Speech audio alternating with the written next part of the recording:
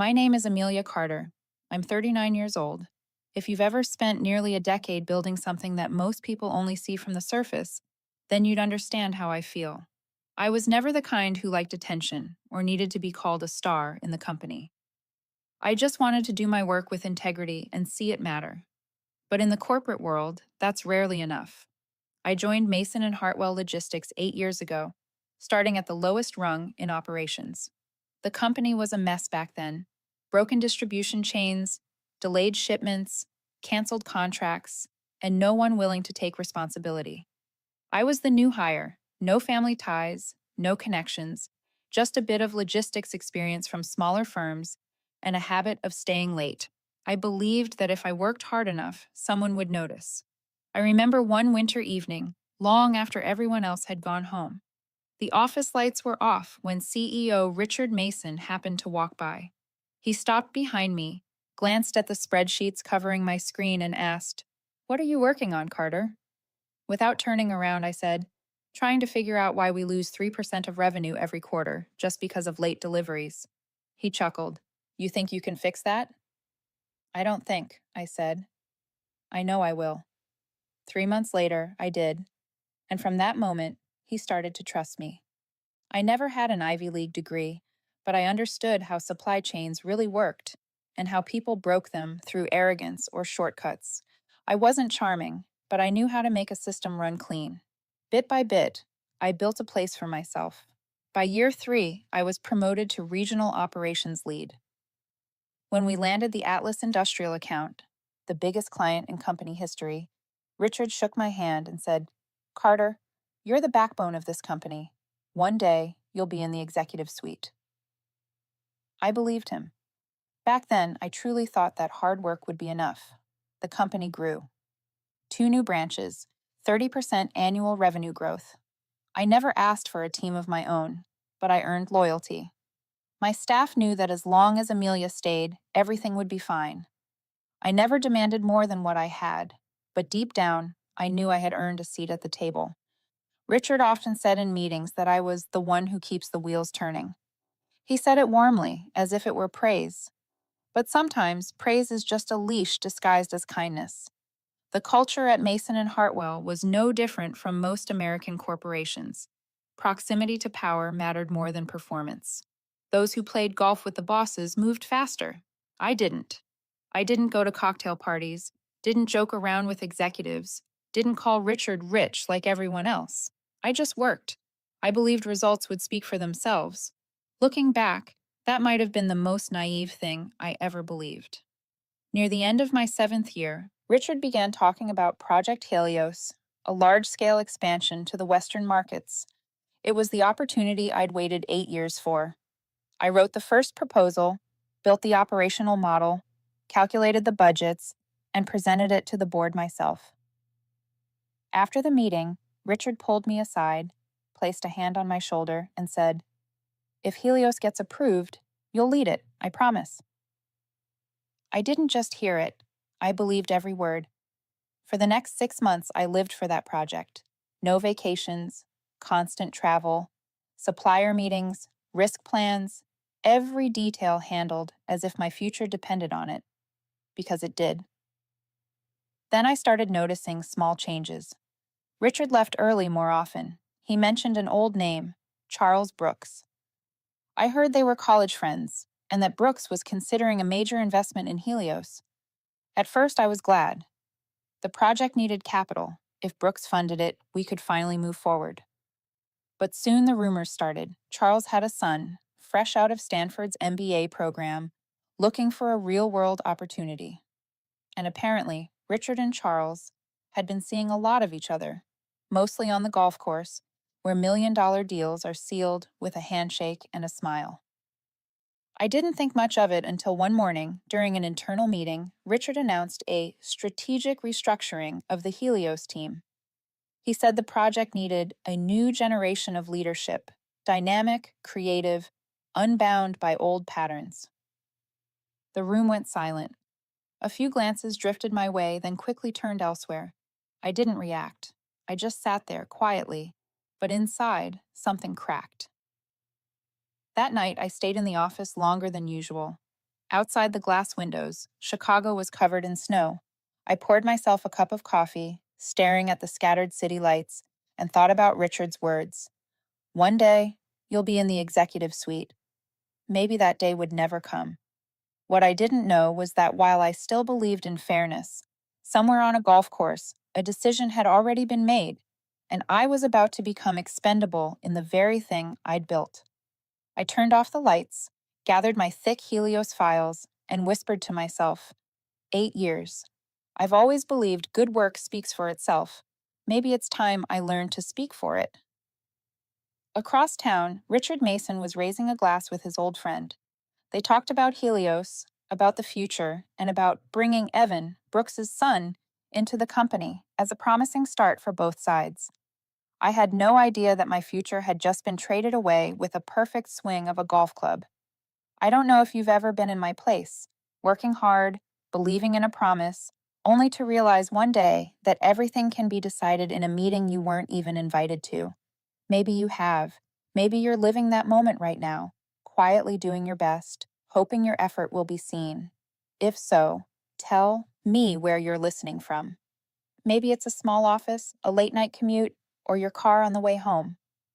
I want to know, because somewhere in this story, maybe there's a part of you too. And if you love stories about awakening, about ordinary people who rise and reclaim their worth, hit follow. Because what happens after that golf swing is only the beginning. When the new week began, something felt different in the office. The whispers in the hallways, the closed door calls, the half smiles Richard Mason gave to passing executives, it all signaled one thing: something was about to happen. I'd been in the corporate world long enough to recognize when someone was hiding something. Richard had his own brand of silence. He didn't lie outright, he just chose which truths not to tell. That Monday morning, I was reviewing the Helios project timeline when Richard's assistant knocked on my door. "Carter, the boss wants to see you in the 10th floor conference room." I walked in and saw Richard standing beside an older man with silver hair, a practiced smile, and the sharp, measuring eyes of someone used to control. Charles Brooks. I'd seen his face before, framed in old photos lining the company's honor wall. Richard gestured toward him. "Amelia, I'm sure you've heard me mention Charles before. He's an old friend, and the key investor for our next phase." I shook Charles's hand. His grip was firm, almost too firm, the kind that tells you exactly who thinks he's in charge. "Pleasure to finally meet you, Amelia," he said. "I've heard plenty about you, the woman who's kept Mason and Hartwell running smooth all these years." I smiled politely, though one question burned quietly in my mind. Why was he here, in a meeting about Helios? Richard continued, his tone smooth. "Charles is considering a substantial investment for Phase 2 of Helios, and will be adding new personnel to support the strategy team. His son, Evan Brooks, just graduated from Stanford. I think this would be a great opportunity for him to learn." I nodded slightly, keeping my face neutral, but inside, something tightened.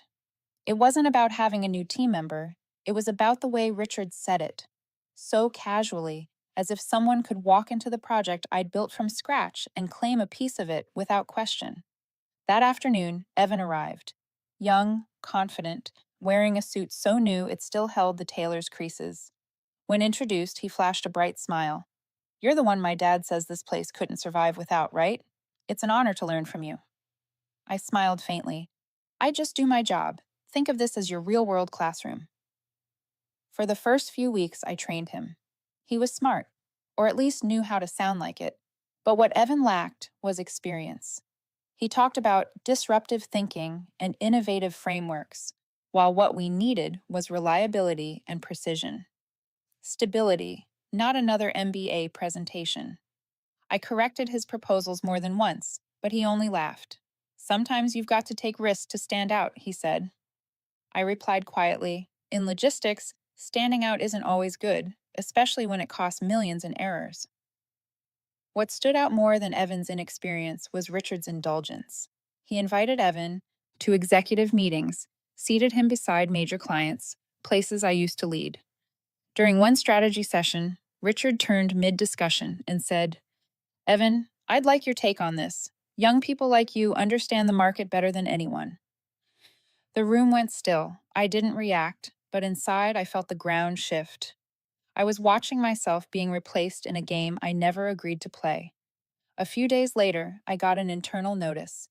Evan Brooks was added to Helio's Project Access.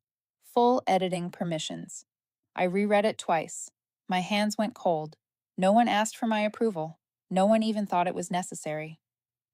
Not long after, I overheard a conversation through a half-closed door. Richard and Charles. I don't want promises, Richard, Charles said, his voice low and steady. If I put in $15 million, my son needs a guaranteed role. Richard chuckled. You know I treat Evan like family. He'll have a place, not just in Helios, but in the company's future. That sentence cut sharper than anything I'd heard in my career. It was confirmation. Every move, every smile, every meeting had already been arranged. Over the following weeks, the shift became visible. Colleagues started laughing louder at Evan's jokes, praising his shallow insights like they were visionary. I didn't fight it, I just observed. When people believe power has changed hands, they forget who actually keeps the lights on. One afternoon, while I was preparing the project report, Richard called me into his office. He spoke gently, almost kindly. Amelia, I know you've noticed some changes. Don't let it distract you. Evan's here to learn. Think of yourself as his mentor. I met his eyes. I've done my job for 8 years, Richard. I'm not a mentor. I'm the one holding this project together while he learns. He paused, then smiled that calm, dismissive smile. I trust you'll handle this professionally. I left without another word, but something inside me settled. Not anger, not despair, but clarity. Once money and connections take over, merit becomes optional. And if I wanted to survive, I had to start thinking like them. That night, I sat in front of my computer, staring at the operational blueprint I'd built from the ground up. Every line of code, every contract, every workflow bore my fingerprints. And I realized something. What kept Mason and Hartwell running wasn't prestige or legacy. It was people like me, the ones they called replaceable. I closed my laptop and leaned back in my chair. For the first time in years, I didn't feel afraid. Because I knew, if they ever decided to cut me out, they'd pay for it. And as I've learned over the years, when the game starts changing its rules, you just have to play it better than they do. The first Monday of the month came with a strange kind of excitement. Posters lined every hallway, each one shouting the same slogan, Helios, a new era of growth. I stood there for a moment, staring at the words, caught somewhere between pride and unease. Helios had been my creation. I wrote its first lines on a wrinkled sheet of paper late one night, back when no one believed this company could expand beyond the Midwest. And now it had become the pride of Mason and Hartwell, a shining symbol of progress. No one seemed to remember who started it. For 3 straight months, my team and I worked late into the night to prepare for the launch. Every route, every supplier, every line of code in the logistics software, nothing escaped my review. Meanwhile, Evan was appearing more often beside Richard. They attended strategy meetings together, posed for photos at internal events, even did interviews for the company newsletter. Every time I saw one of those photos, I no longer felt anger, just emptiness. That Friday afternoon, an internal email arrived titled Helios Project, Progress Update. In the recipient list, Evan's name was listed first. I opened the attachment. In the notes section, one line stopped me cold. Evan Brooks, Strategic Project Coordinator. A new title. No one had mentioned it to me. I read it 3 times, then just sat there in silence. It was all happening quietly, step by step, while I was still the one keeping the gears from falling apart. The following Monday, Richard called a full executive meeting. When I walked in, the atmosphere was tense. No casual chatter, just a heavy kind of anticipation. On the screen at the center of the room was a slide titled Helios Expansion, Leadership Alignment. Evan sat across from me, white shirt, blue tie, a practiced smile. I said nothing. Richard began, voice upbeat. We are standing at the most defining moment in the company's history. Helios will take Mason and Hartwell to the national level, and to achieve that, I'd like to introduce the new leadership team. All eyes turned toward him. He paused for effect, then said, Evan Brooks will serve as head of strategic development, overseeing the entire Helios rollout. The room fell silent. I heard the faint clatter of a pen dropping somewhere in the back. A few people glanced my way, then quickly looked down. I stayed calm. Richard continued, Amelia Carter will remain in charge of operations, ensuring stability in our current systems. In other words, I was out. Evan stood up to speak. I'm truly honored to contribute to this milestone project. I've learned so much from Ms. Carter, and I believe together we'll lead this company into a new era. I smiled faintly and nodded, though inside everything had gone still. When the meeting ended, I waited until everyone else left before gathering my notes. Richard was still there, pretending to check his phone. He looked up and smiled. Thought you up. Understand, don't you, Carter? It's just a strategic move. I need to give the younger generation a chance. I replied evenly, Strategic, yes, but maybe you've forgotten who wrote that strategy. He hesitated, then said, You're still a key part of the team. Don't let this get to you. I nodded, turned to leave. Behind me, his voice softened. Sometimes to move forward, we have to take a step back. Without turning around, I said, I've stepped back enough. The next day, the changes became more visible. Meeting invites started arriving for me last. Strategy sessions turned into private working lunches I was no longer invited to.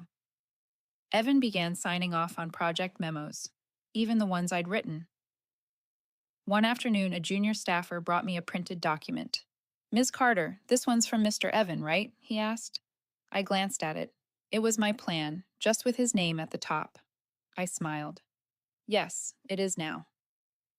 That evening, I opened an old email folder. There it was, a message from Richard 2 years ago. Carter, when the time comes, the regional director position will be yours. I trust you completely. I read it once more, then deleted it without hesitation. In the days that followed, Evan began presenting new proposals to the board. I sat in the back, listening. He spoke smoothly, confidently, throwing out buzzwords like data optimization, digital transformation, and agile supply chain frameworks. Heads nodded as if these were revelations, though I'd said the same things for 3 years. When he finished, Richard clapped first. The rest followed. I stayed still, my hand resting on a file folder, my chest cold and hollow. That night, I stayed late at the office. The building was quiet, bathed in dim yellow light. Papers scattered across my desk reflected faintly against the window. I sat there watching the city lights flicker below. No anger, no pain, just silence. I realized I had believed too long that fairness was the natural order of things, that being good and capable was enough to protect me. But the world doesn't run on fairness. It runs on leverage. I opened my laptop and looked at the operational network map I had built. Every supplier, every contract, every process tied to my name, my signature. And in that moment, one thought crystallized. They could take my title, but not my knowledge, or the control embedded in the systems I designed. I closed the laptop, leaned back, and whispered to myself, if they want a game, I'll play. But this time, I'll write the rules. Downstairs, laughter echoed from the small party celebrating Helios's new milestone. Evan was probably there, raising a glass beside Richard. I checked the clock, 9 p.m. As always, I was the one left behind to clean up after the celebration I wasn't invited to. But this time, I didn't feel sad. I just saw everything clearly. The storm hadn't arrived yet. It was still forming, and I, Amelia Carter, was going to be the one to steer the wind. That Monday morning, the office didn't feel like the same place. From the lobby, I could already see people decorating tables, arranging pastries and premium coffee, the kind Mason and Hartwell only brought out when there was news big enough to disguise as celebration. And sure enough, the giant lobby screen confirmed it. Helios leadership announcement. The future begins today. I stared at it, unease pressing deep in my chest. After 8 years here, I had learned how to translate the company's language. When they said the future, they usually meant someone's about to be replaced. At exactly 9, the executive meeting began. Every department head was there. I sat in my usual second row seat, close enough to see, far enough to be forgotten.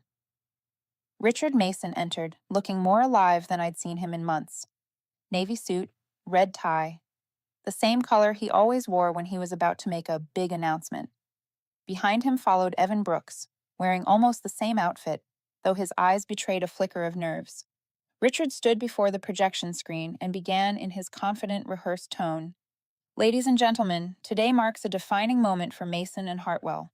We're stepping into a new chapter, one built on innovation, youth, and vision beyond our old limits. The Helios project will be the foundation of this new era. He paused, scanning the room. Then, slowly and deliberately, he said, I'm proud to announce that, as of today, Evan Brooks will serve as project director of Helios, leading our strategic expansion nationwide. The room froze. I heard a sharp inhale from somewhere in the back, followed by the faint clink of a pen hitting the table.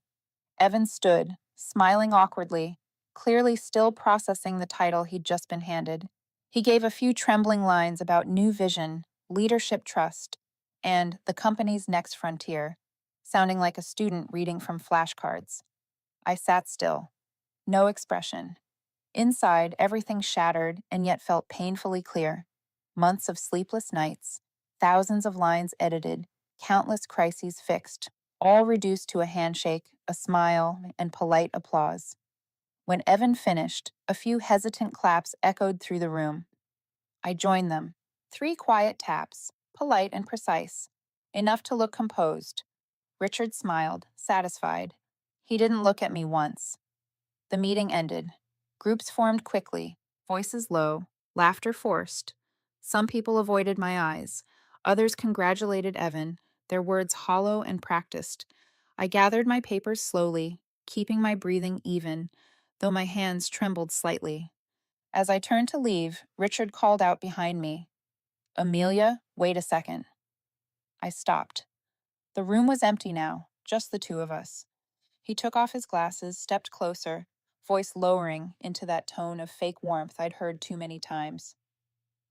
I know this surprised you, he said, but trust me, it's for the best. Evan brings new energy, a fresh perspective. You're still essential, of course, but now we need someone who can drive the strategic vision. I looked him in the eye. My voice was calm, steady. So 8 years of experience isn't considered vision? He hesitated, then smiled weakly.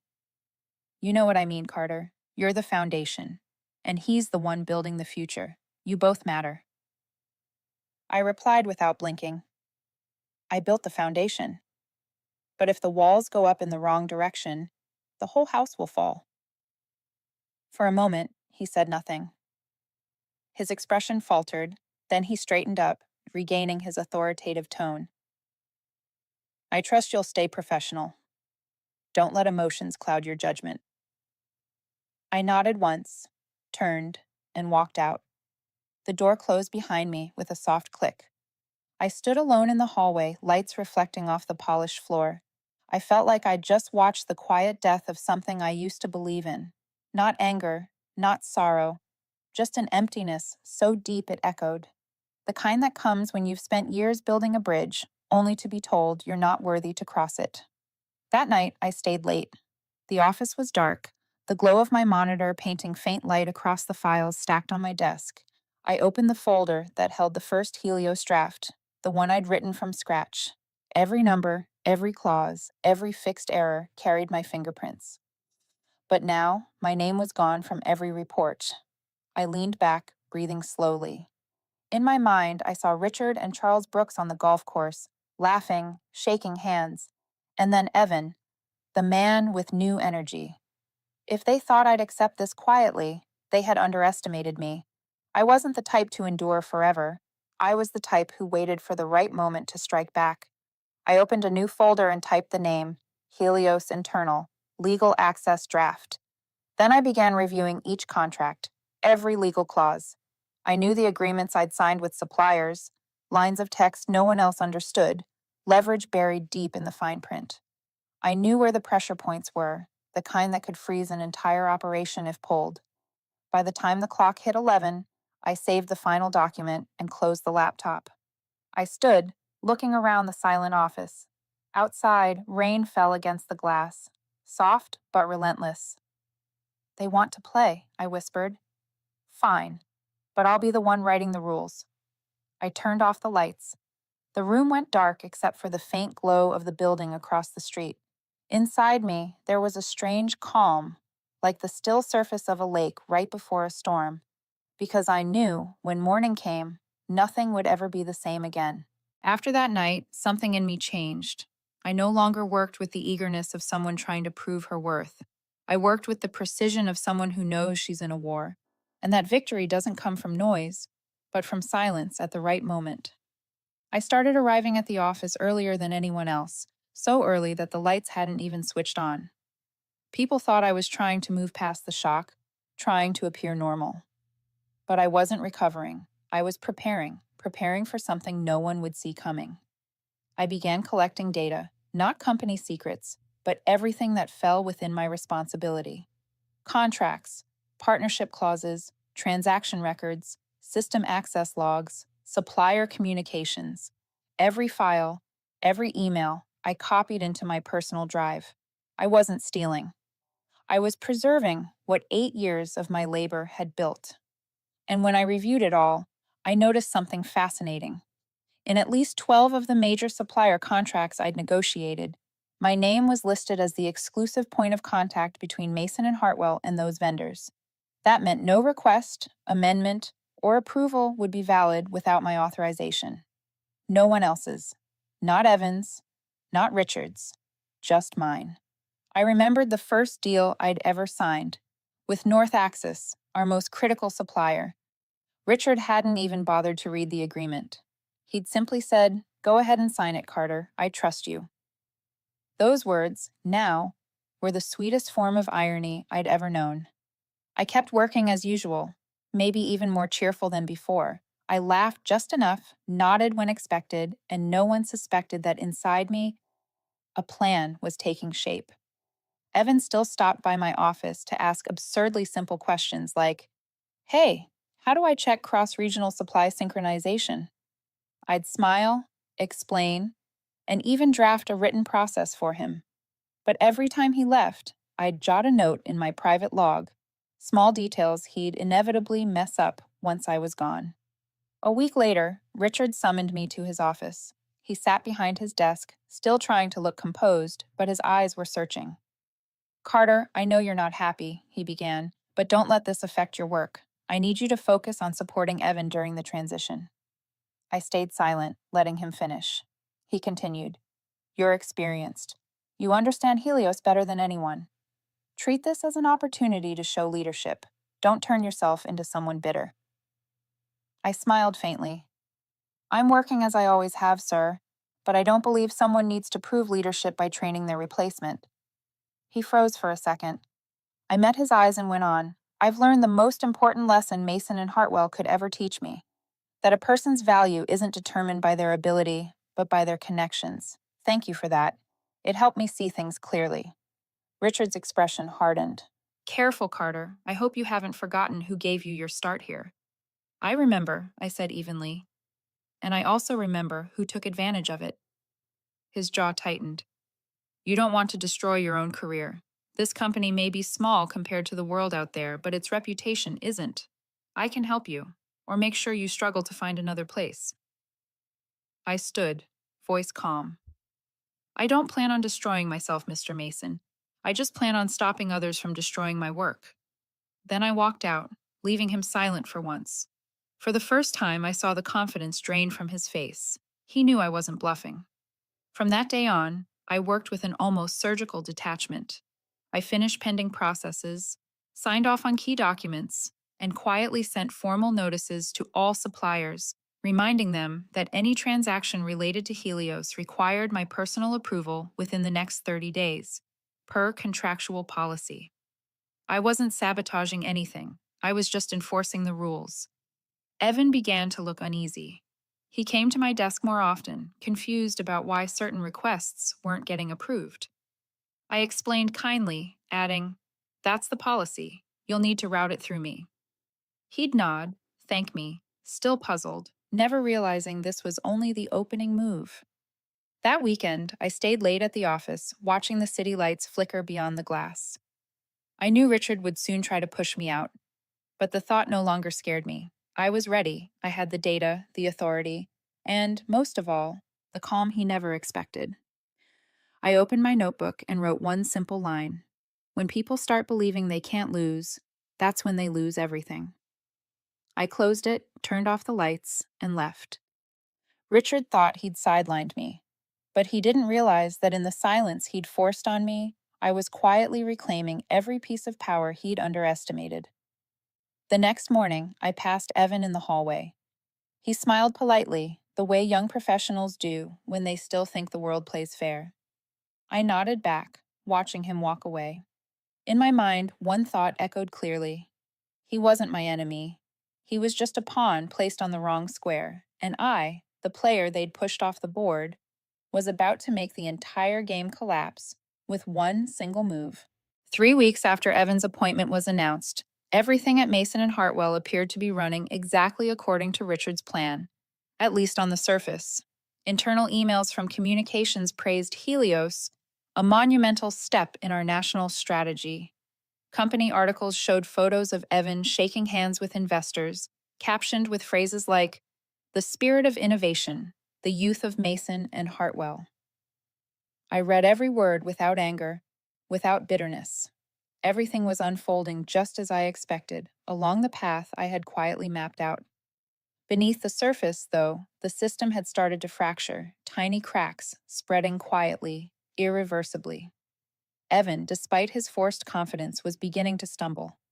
He didn't understand the workflows, couldn't grasp the delicate network of supplier relationships, and, most importantly, had no legal authority over the contracts I had personally bound with my signature.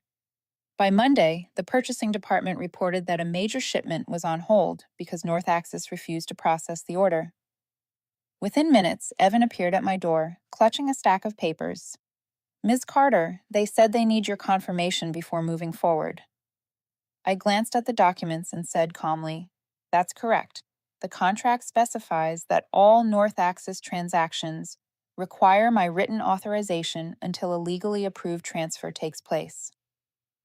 But, he hesitated, anxious. "We're in the expansion phase.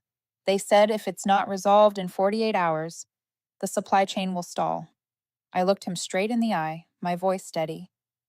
"Then tell them I haven't received a valid transfer request." He stood there for a moment, nodded, and forced a polite smile. "Right. I'll let them know." When he left, I didn't smile. I didn't sigh. I simply wrote one quiet note in my journal. Step 1, Clause 4A in effect. 2 days later, the inbound logistics system stalled again. This time, Fulcrum Dynamics refused to deliver the trial shipment, citing the quality guarantee clause under Amelia Carter's supervision. I knew this would happen. I'd added that clause myself to prevent liability risks, and now it was doing exactly what it was designed to do: freeze operations the moment my authorization disappeared. Re-signing those agreements could take weeks, maybe months. Richard started to panic. A former colleague told me he'd called an emergency meeting with the legal team demanding a full contract review, but everything was airtight. Every clause I'd written was legitimate, approved, and archived. His only problem? He'd never actually read what he signed. By the 4th week, rumors began to spread. Department heads whispered that Helios was stuck, that Evan couldn't execute, that suppliers were asking for Carter. I overheard my own name in passing conversations as I walked through the hall. I didn't stop, I just smiled faintly and kept walking. One afternoon, while finishing my monthly report, the desk phone rang. "Carter, are you free?" Richard's voice, low and strained. "I'm listening." "I need you in my office, now." When I entered, he was standing by the window, shoulders slightly slumped. The air around him felt heavier, stripped of the arrogance that used to fill every room he entered. "Sit down," he said, softer than usual. "We're facing a few minor issues with Helios," he began.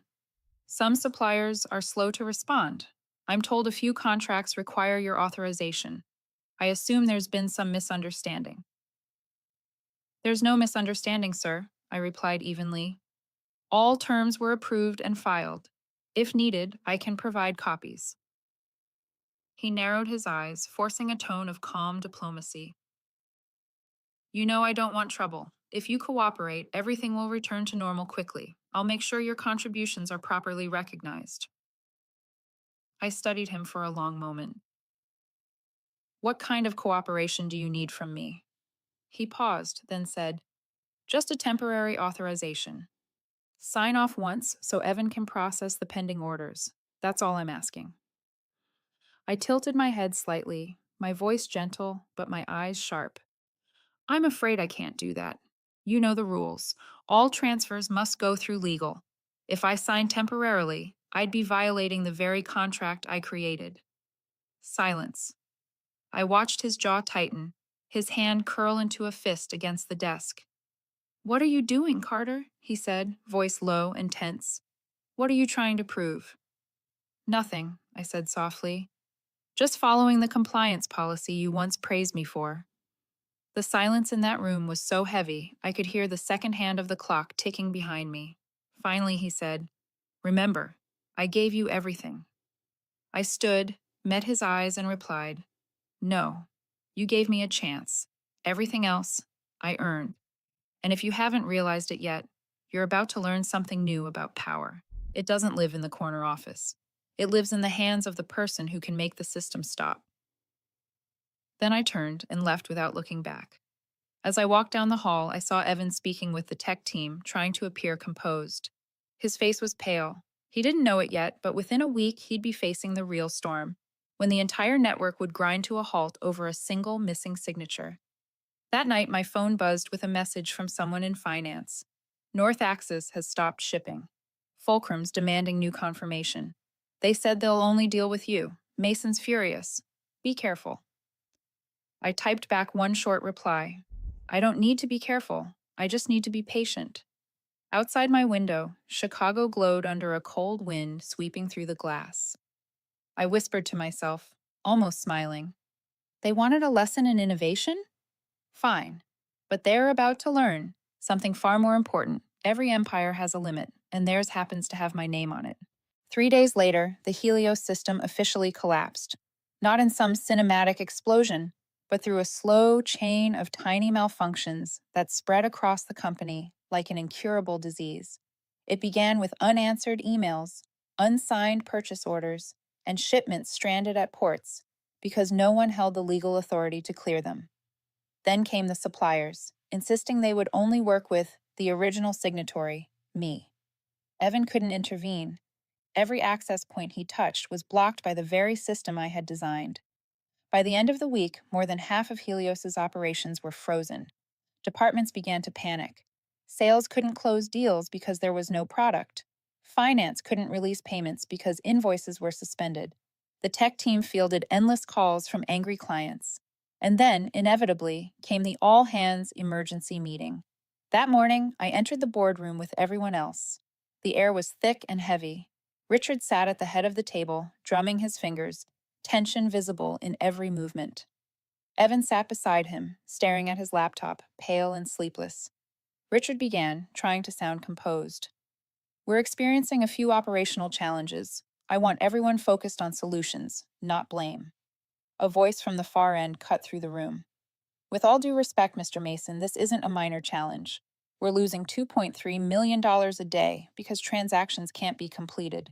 Suppliers aren't responding, and from what I've heard, most contracts only accept authorization from Ms. Carter. Every head turned toward me. I stayed perfectly still. Richard's jaw tightened as he forced a calm tone. Ms. Carter, could you clarify this for us? I looked around the room, then spoke slowly. The contracts were signed legally, approved by the board. The exclusive point of contact clause was created to ensure stability, and it was signed by you, Mr. Mason. I'm simply following the rules. Someone interjected, irritated. So you're saying the entire system works only if you approve it? No, I replied evenly. I'm saying the system works if someone understands how it works. Silence. Evan flushed, his voice trembling slightly. We've tried coordinating, but some details aren't clear yet. Maybe you could help explain. I already sent all transition documents to legal, I said, voice calm but sharp. If they haven't shared them with you, perhaps you should ask the right person. Richard slammed his palm on the table. Carter, are you deliberately making this harder than it needs to be? This is our company. I met his gaze without flinching. No, this is your company. I just kept it running. And if it stops when I'm gone, maybe the problem isn't me. A few people fought back smiles. The truth had done its work. The meeting ended in suffocating silence. As everyone left, Richard told me to stay. He shut the door, his voice low but burning with anger. You're sabotaging me, aren't you? I said nothing. I know what you're doing, he continued. You want revenge. You want to see me fall. But I won't let you drag this company down over your ego. I rose slowly, my tone steady. Ego? No, Mr. Mason. I've simply stopped being the wall that absorbs your mistakes. And if the wall collapses, it's not the brick's fault. He scoffed, but his eyes betrayed the fear he was trying to hide. You think you've won? Fine. Let's see who's still standing when the dust settles. I nodded once. We will. That afternoon, I submitted my resignation. No lengthy explanation, no thank yous. Just 7 words. I resign, effective immediately. 30 minutes later, my phone rang. Richard.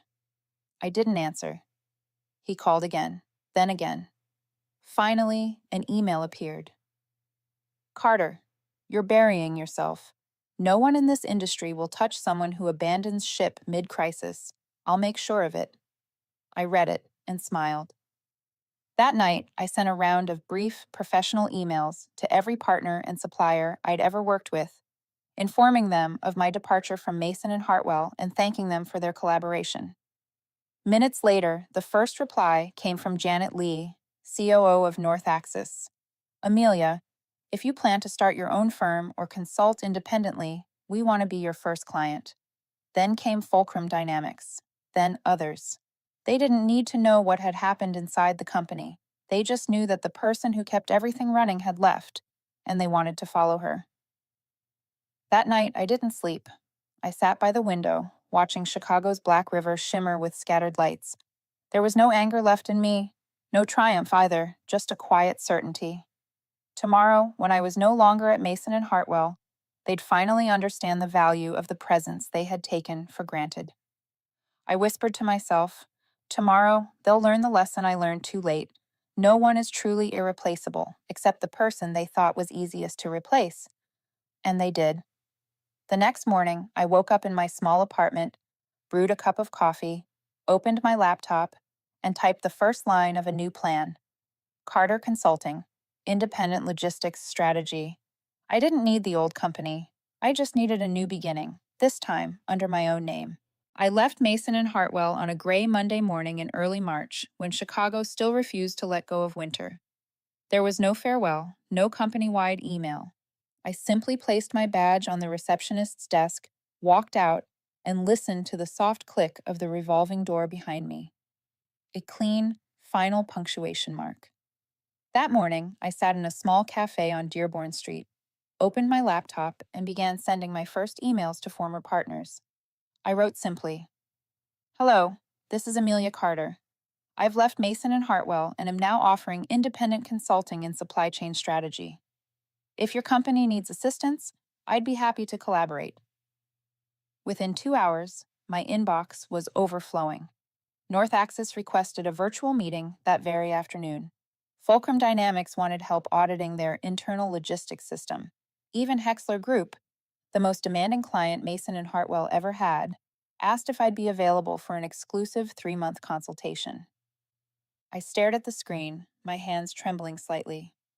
Not from fear, but from the realization that, for the first time in 8 years, I didn't need anyone's permission to do what I did best.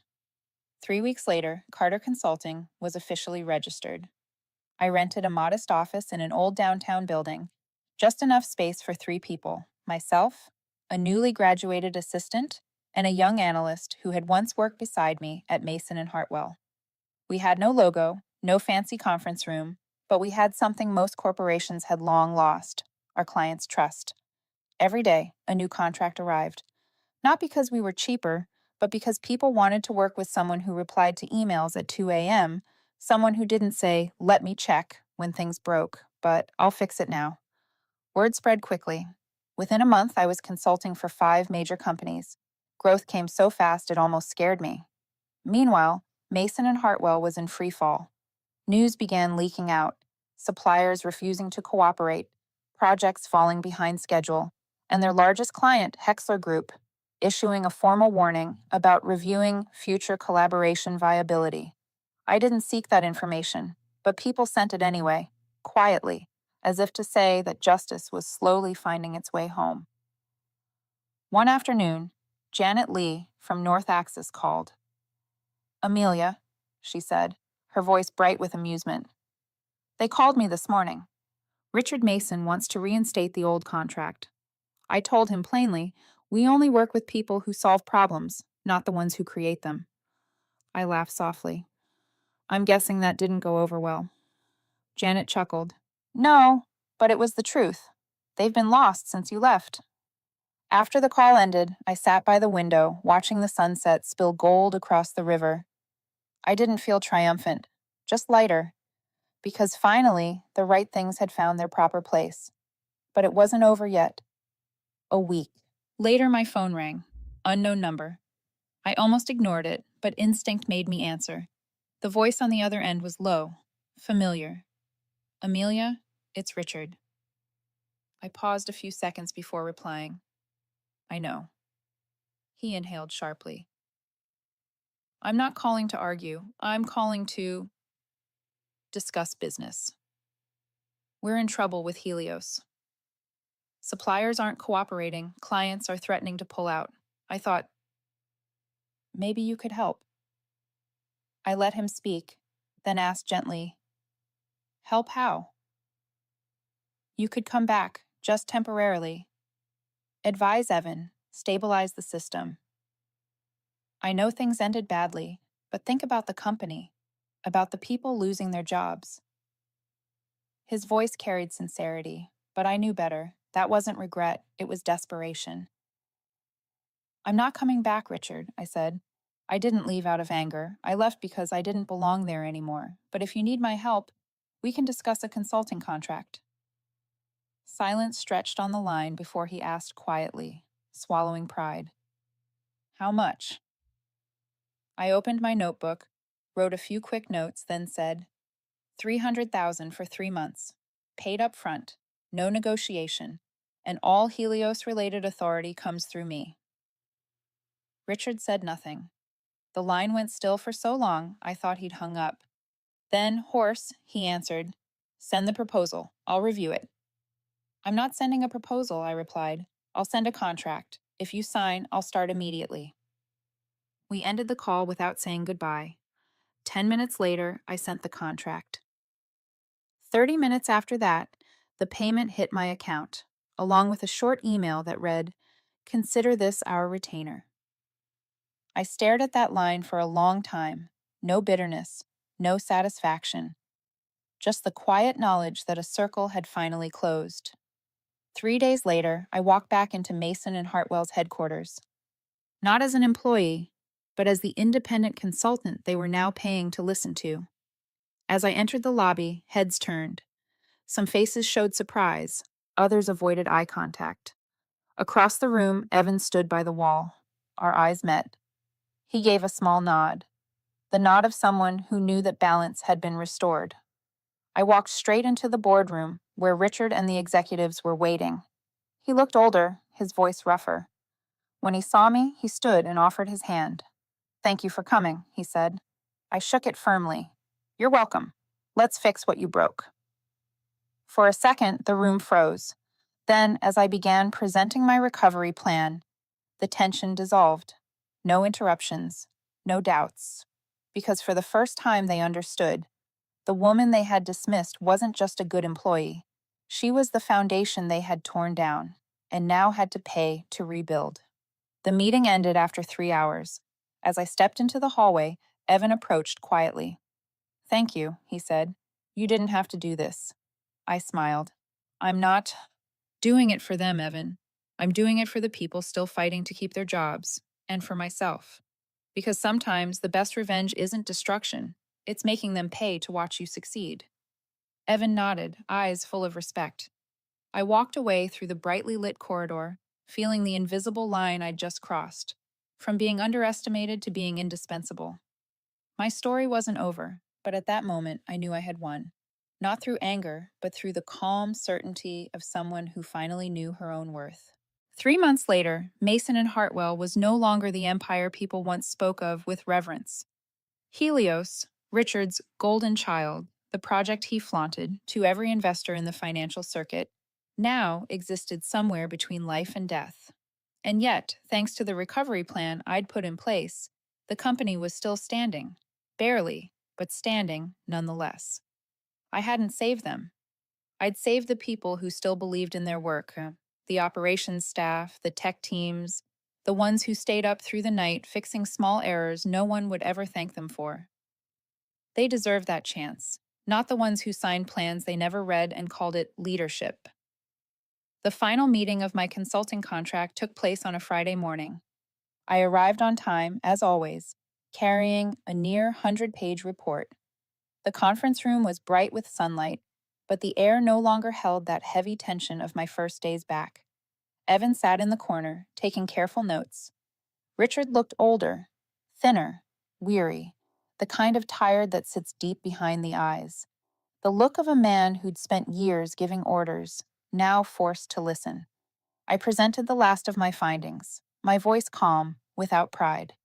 With these adjustments to the supply chain model and personnel restructuring, Helios can stabilize within 6 months. But that depends on whether leadership has the courage to change. I can't decide that for you. I can only offer a path. Silence filled the room. Then Richard nodded slowly. "Thank you, Amelia. We've had our differences, but I have to admit, without you, Mason and Hartwell wouldn't still exist." I met his eyes, steady. "No one wants the company to fall, Richard, but every empire pays a price when it forgets its foundation." He lowered his gaze. For a moment, I didn't see the arrogant CEO I once worked under, just a man realizing how much he'd lost. Maybe he finally understood. Power without respect is just a sandcastle waiting for the tide. When the meeting ended, Evan came over to shake my hand. "Thank you," he said quietly. "I know I was put in the wrong place. I don't want to end up like him." I smiled faintly. "You still have a chance to do what's right. Don't fear starting over. Just make sure this time you know the difference between reputation and competence." He nodded, his eyes clearer than when we first met. I knew he'd leave soon, to find his own way. That was the best thing he could do. I left the room and walked down the long hallway I'd crossed 1,000 times, feeling as if I were moving between two lives, one past, one present. At the end of the corridor, Janet Lee was waiting. She smiled and handed me an envelope. "We just signed a new regional strategy contract with Carter Consulting. 6 months. Congratulations, Amelia." I smiled back. "Thank you, Janet. I think it's time I build something that truly carries my name." She touched my shoulder lightly. "You already have." That afternoon, I left the Mason and Hartwell building for the last time. No crowd, no spotlight, just me, stepping out into the cold air where the scent of coffee and wind mixed in the streets. I stopped to glance up at the company's logo, a symbol of 8 years of work, patience, and the naive belief that effort alone would always be enough. Now I understood. Sometimes you have to let something collapse to finally see your own worth. That evening, I sat in my small Carter consulting office, watching city lights ripple against the glass. My phone buzzed. A new email. It was from Richard Mason, just one line. "Thank you for not destroying us, and good luck." I read it, smiled, and typed back, "Thank you for teaching me the most expensive lesson of my career. Never hand your value to someone else." I hit send, closed my laptop, and poured another cup of coffee. Outside, Chicago gleamed, alive, indifferent, unaware that a silent war had just ended. No blood, no explosions, only clarity and the quiet strength of a woman who refused to vanish. I stood, opened my notebook, and wrote on the first page, "Success doesn't come from being seen. It comes from knowing exactly when to walk away." Then I whispered, almost like a promise to myself, "This battle's over. Time to build my own empire." And if you're hearing this, if you've ever been overlooked, underestimated, or quietly replaced, remember this. Your worth doesn't depend on who sees it. It depends on whether you're brave enough to stand up and prove they were wrong. Tell me where you're listening from. Maybe it's an office, a late night drive home, or a quiet moment when you're wondering if all your effort still matters. And if you've ever thought about giving up, don't. Wait until the ending. Because sometimes the sweetest revenge isn't making someone fail. It's watching them finally admit that you've already won.